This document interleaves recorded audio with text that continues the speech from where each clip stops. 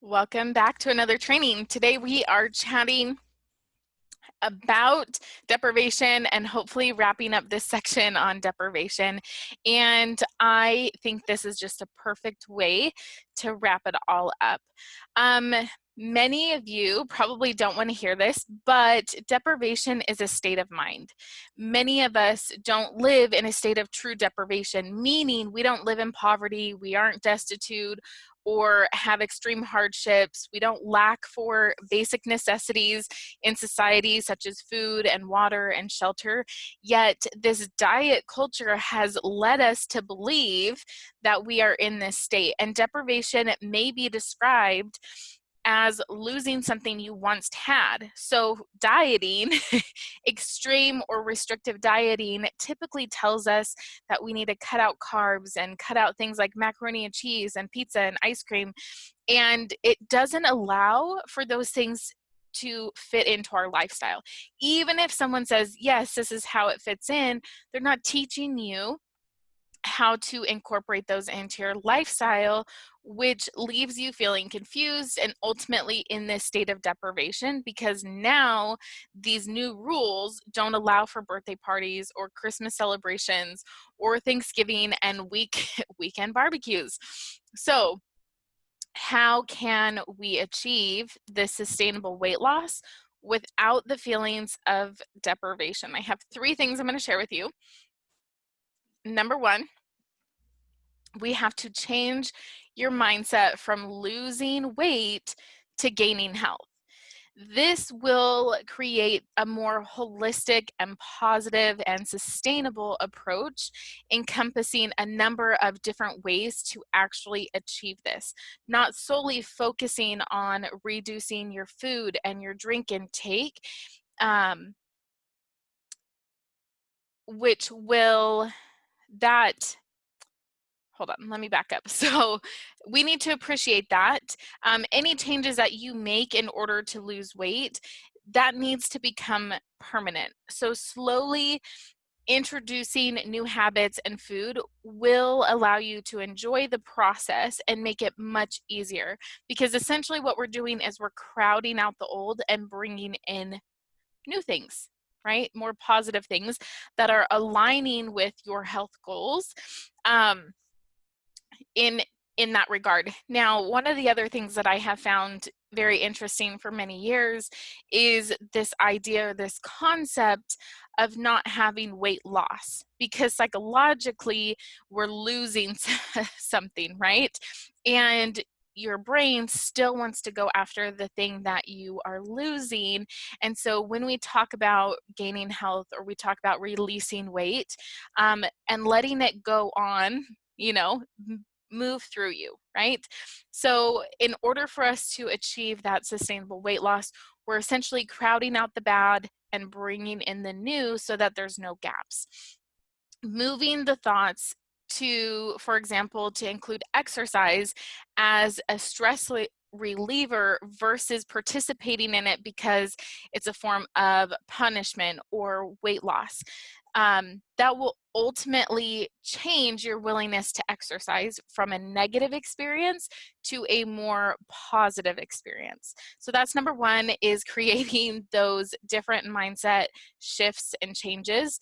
Number 2, we need to examine your habits, particularly those which are creating the weight loss issues, and introducing those new habits that I kind of mentioned in the first one.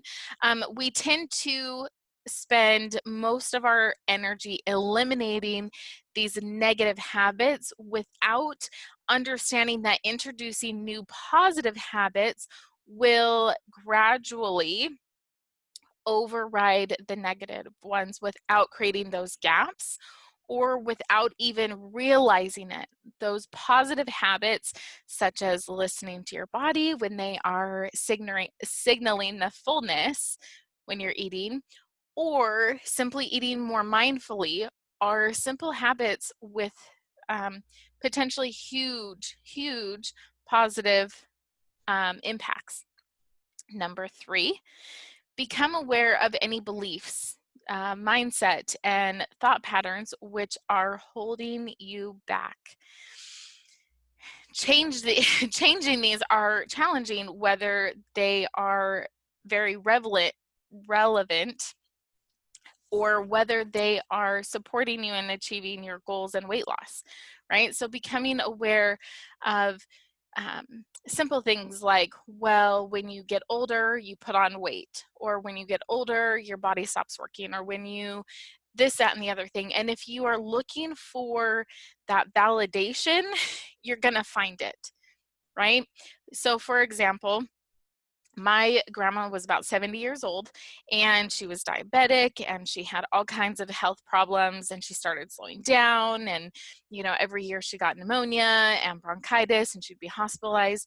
If that was the example that I was looking for, whenever you're 70 years old, you start getting sick and your health goes down, and all all of these different things, right?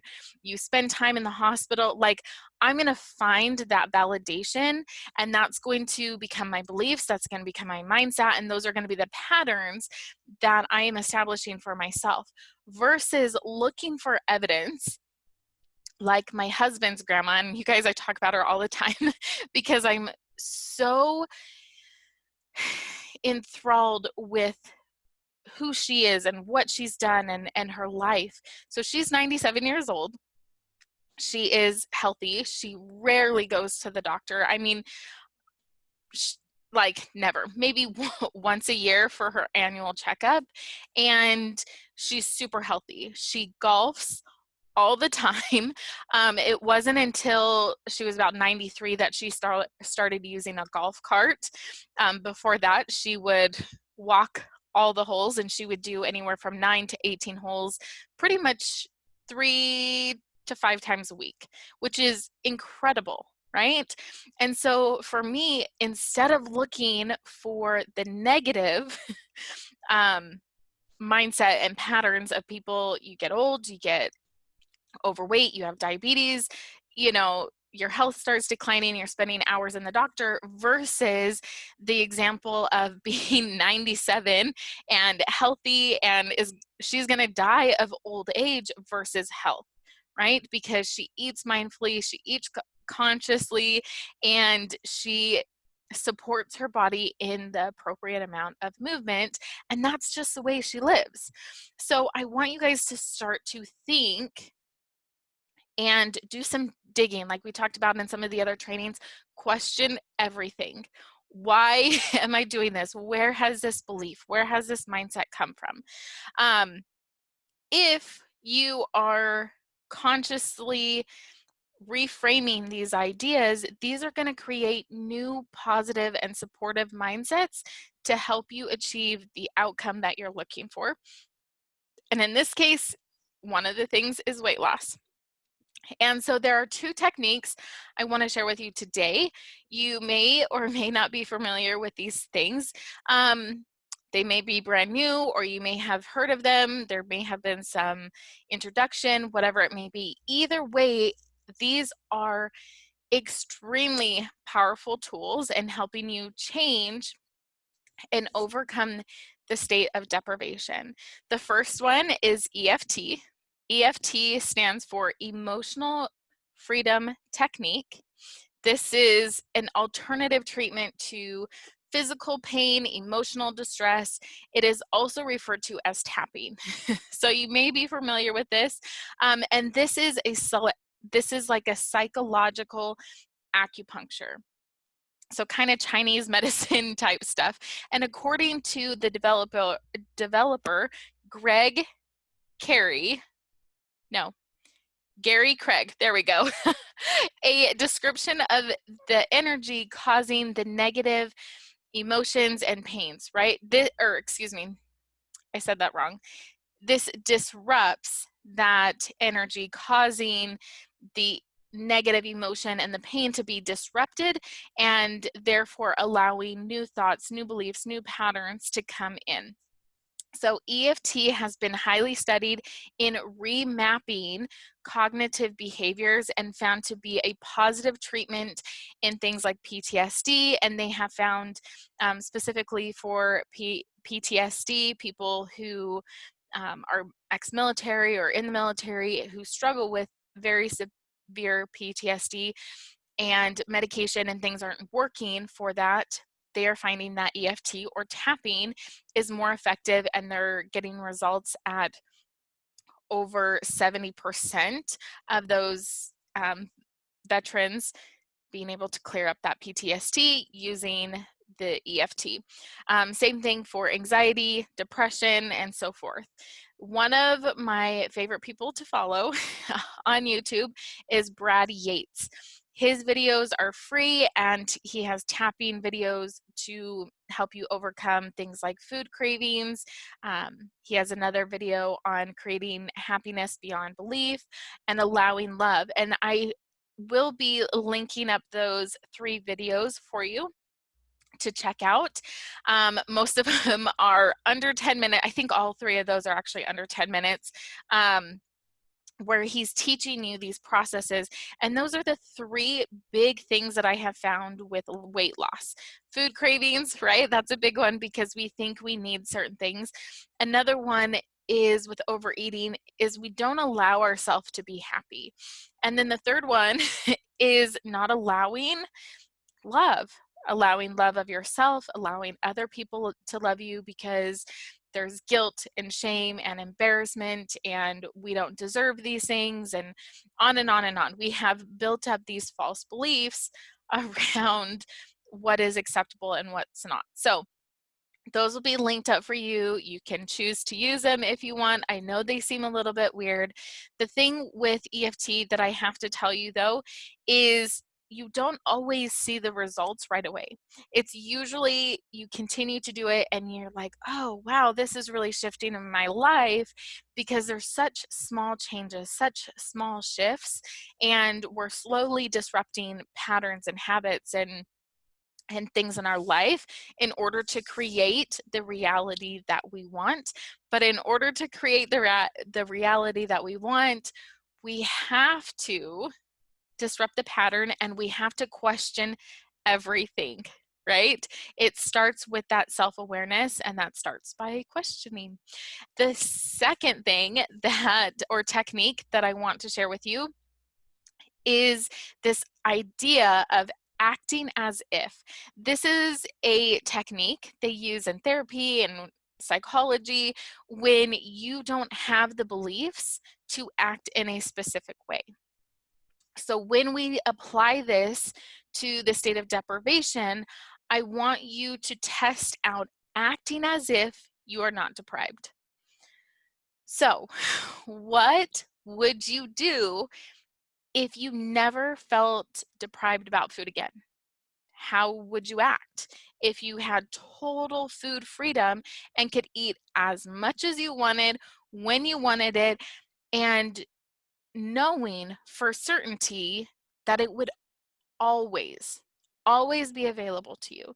You could have all of the macaroni and cheese and pizza and ice cream and cakes and cinnamon rolls and steak and mashed potatoes and all of the things that society tells us are bad, or that we need to limit because they're bad, or because our body doesn't digest them well, or whatever the thing is. What would that be like? Would you buy the big milkshake and drink as much as you wanted and throw out the rest? Right? When it stopped tasting good, would you do that? How would that feel? I just the other day, I went to Dutch Bros and I ordered a large drink, which is something I normally don't do. And it was one of those things that I drank about 3/4 of it, and I was like, huh, okay, I'm done. And I went home and I put it in the fridge, and throughout the day I would sip on it, but mostly my kids drank it because I was starting to act as if I was not deprived, right? Because before I would have gone to Dutch Bros, I would have ordered the sunrise lemonade and I would have drank the whole thing because it was something I never did. And when I did do those things, I would want to binge on them. I would want to drink the whole thing because in the back of my mind, subconsciously, I was scared of, when could I have that again? You know, am I going to be able to have that again? You know, I know it's probably laden with sugar and all of the things, but instead I noticed that I drank enough that felt good in my body, and then I was able to put it in the fridge and just let it hang out in there until, you know, a little bit later I sipped on it throughout the day. So, would you turn down cake because you really didn't want it? Right? Maybe personally, I don't like I don't like store-bought cake. It has to be like a homemade cake with homemade, you know, buttercream and things like that. And so when I'm going to birthday parties and they bought a store-bought cake, and not that that's bad, it's easy for me to say, no, I don't really want that. Instead of saying yes, because I'm afraid it's going to be the last time that I can do that because of the diet plan that I'm on, or one that I'm soon going to be on. So to wrap this up, I want you to train your brain to think, I am acting as if I'm not deprived, and I will never be deprived of basic food, necessities such as food, water, and more importantly, I am not deprived of any food. If I want it, I can have it at any time, any place. So remember back to the beginning of this, we talked about changing your views about exercise, moving from this thinking of punishment into this place of well-being, stress reliever, things like that. Before you go through the drive-through, or for, you know, some Taco Bell or a milkshake or a Dutch Bros drink, stop and think, do I really want this? If the answer is really yes, go ahead and continue. If the answer is like, nah, I just, you know, I really want what, you know, something else, right? Whatever it may be, maybe Subway or Chipotle or, right? Then move on. Go get something that you really want because you have that food freedom. I know if you consistently use these tools to revamp your thinking, you will be successful at not feeling deprived anymore and gaining total food freedom while being able to consistently lose the weight once and for all. I hope you guys have a very blessed day, and we'll see you in the next training.